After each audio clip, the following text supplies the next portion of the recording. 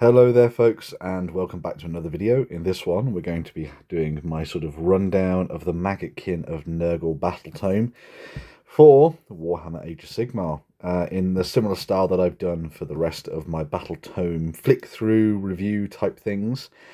This is going to be essentially things that I think are cool and awesome about the Battletome. I'm never somebody who is particularly interested in the meta of things, and if there are plenty of people out there who will do a much better job of explaining the rules and that kind of stuff. But this is essentially diving into the Battletome to give my opinions on why I think certain elements of the Battletome are cool, and why I think the army is awesome as well. So, Maggotkin of Nurgle is the newest addition to the collection for Warhammer Age of Sigmar, and the new edition of the game. And it follows a similar setup to the other Battletomes that have come out, in that you're going to get things like your new Spearhead, your Path to Glory rules, your rules of renown for both armies and regiments, as well as all of the new war scrolls and everything in there too. Just give you a little look at the contents page there, so you can kind of have a look at what's actually included as part of the book.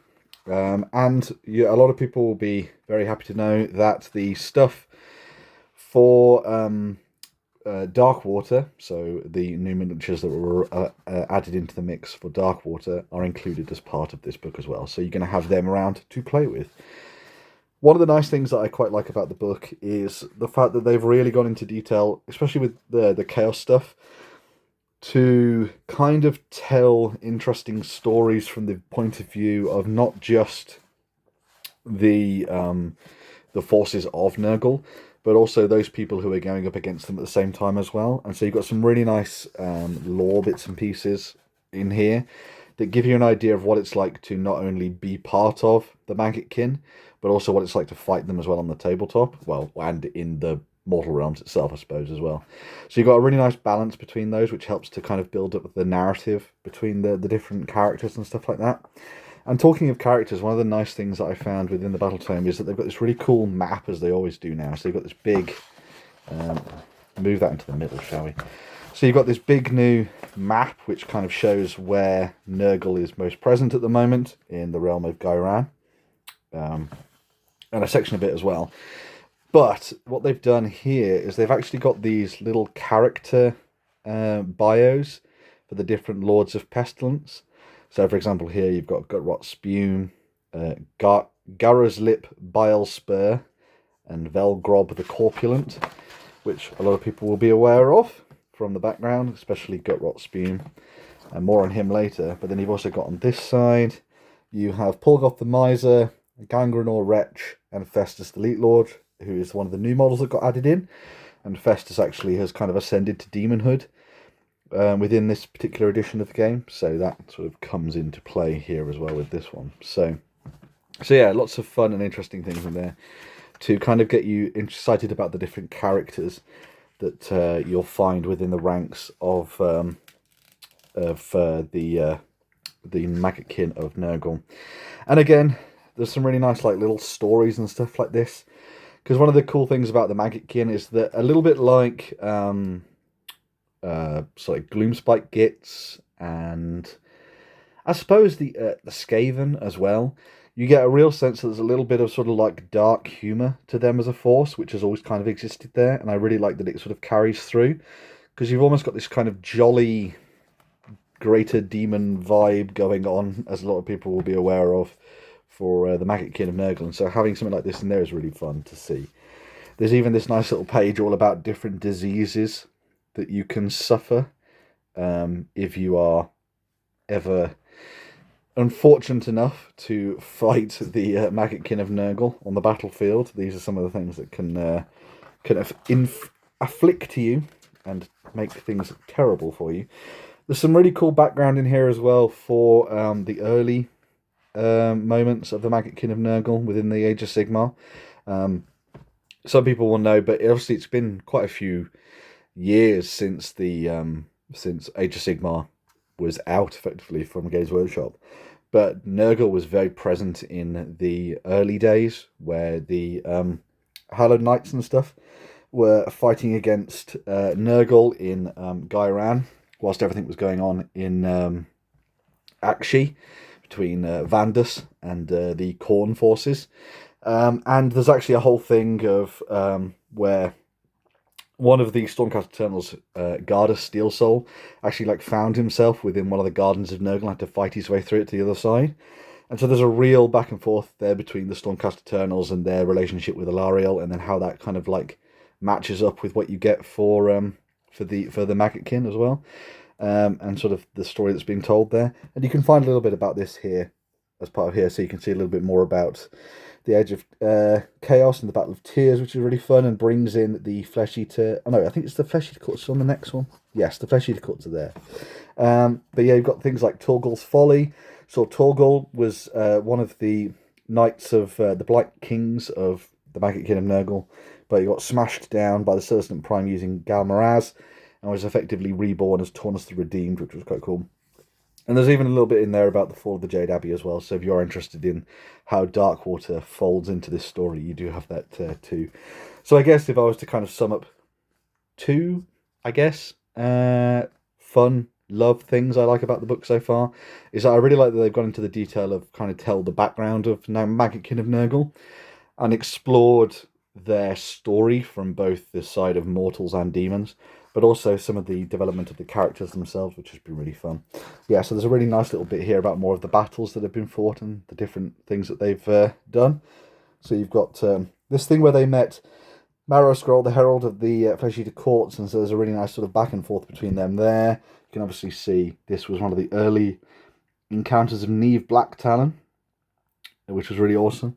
So they've sort of carried that throughout, which I think is quite nice. And it calls back to her original story before it got redone by Black Library, and obviously Warhammer TV came out with the animation as well, of course.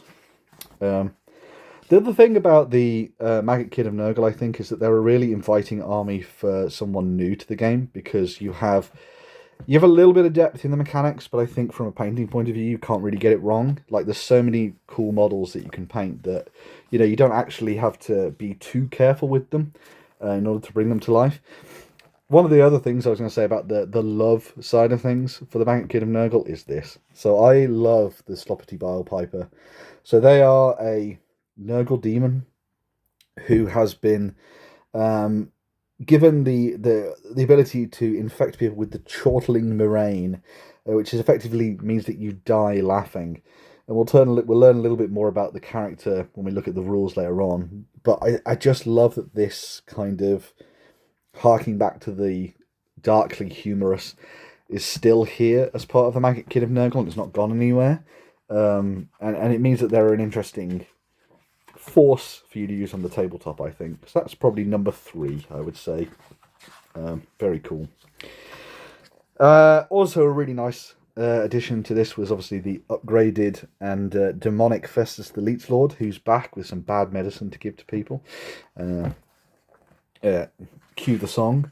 But a very nice model for him as well. And a lot of the stuff that's carried over from the previous versions of the Maggotkin of Nurgle is in here as well. Another one of the characters that I really like is actually Gutrot Spume. One of the things you'll notice about the Maggotkin of Nurgle is that there are so many characters. I think they probably beat out the Fire Slayers for just the number of characters that you have access to. So you can make some really interesting and thematic armies. I really like Gutrot Spume because he kind of goes down the route of being a little bit of like a pirate. So you can see the miniature for him there, with the tentacles coming out. So he's a little bit of a corsair and a raider, going down the coast of Tusks and the Gulf of Thorns in search of glory. So he rides at the head of this massive fleet, the leading the drowned men. And we'll talk a little bit more about him in more detail when we get to learn a little bit more about the rules. But if you're trying to make a really nice thematic force, I think Gutrot Spume is a really nice way to take things, especially if you bring in these kind of characters alongside him to give you a little bit of an edge. So very nice. And yeah, so breaking down more of the characters, as you can see, the Harbinger of Decay, the Rotbringer Sorcerer and the Sloven Knights, Belga the Siswitch and Shaman Foulhoof, who obviously came from Darkwater, and the Pestigors there as well. The Rot Swords are a really cool addition to this, I think. I love them. And they're a very fun and interesting addition to the army. And now we actually get to the rules themselves. I wanted to mention a little bit about them. So they have this faction rule, which is all about disease and spreading disease. So effectively, you use things like these infection powers to disease models that you're fighting against. This is obviously if you run a pure Maggotkin of Nurgle force on the tabletop. You could obviously run an army of renown if you wanted to, which would take things in a different direction. But this allows you to essentially dive in and create a force that infects everything around them. And then when you've infected them, you can do things like you can inflict mortal damage on them. And you could do other things as well. All through this sort of like spreading of disease throughout the army. And then this is where some of their battle traits, battle formations come in, sorry. And I really like the plague progenitor rules. So this is effectively a way for you to make...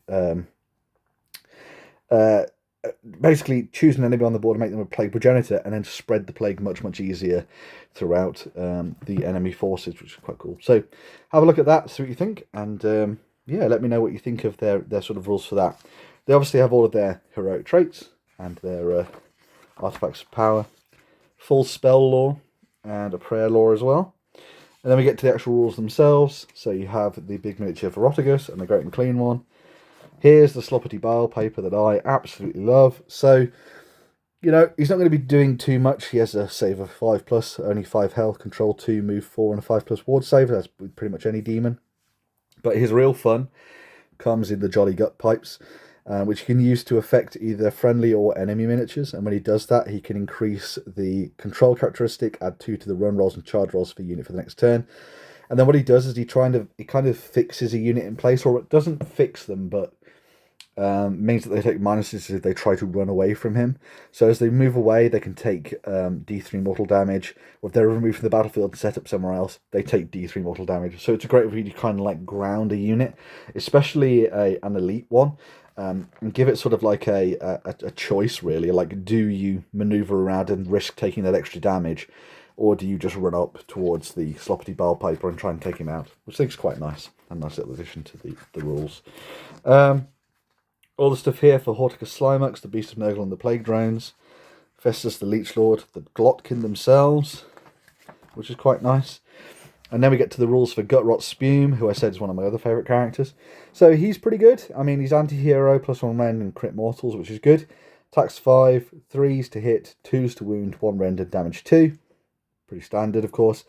Then he is the master of the slime fleet. So he can build up this fleet where you effectively put him and a couple of units in reserve somewhere, and then he can use his pestilential beachhead, I'm sure I said that right, to come onto the battlefield, set up his units around him and attack. So he has to be 7 inches of battlefield edge and more than 9 inches from any enemies.